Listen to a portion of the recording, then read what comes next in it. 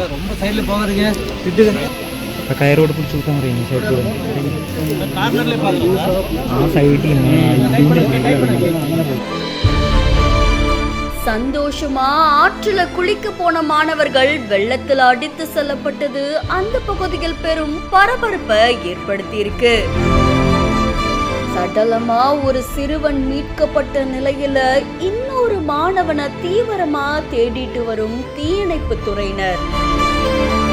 வெள்ளத்துல பிள்ளைகளை பறி கொடுத்த பெற்றோர்களும் உறவினர்களும் கதரும் காட்சி காண்போரை கண் கலங்க செய்திருக்கு.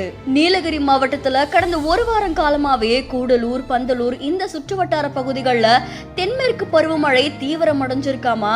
இதுல பல தாழ்வான பகுதிகள், அதுக்கப்புறமா ஆறுகள்ல வெள்ளம் பெருக்கெடுத்து ஓடிட்டு இருக்கு.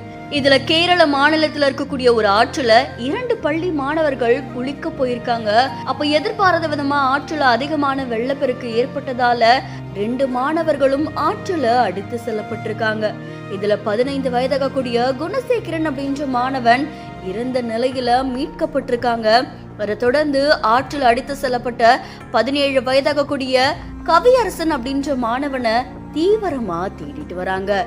ஆற்றுல குளிக்க போன சிறுவர்கள் இப்படி பரிதாபமா உயிரிழந்தது அந்த பகுதியில் பெரும் சோகத்தையும் அதிர்ச்சியையும் ஏற்படுத்தியிருக்கு.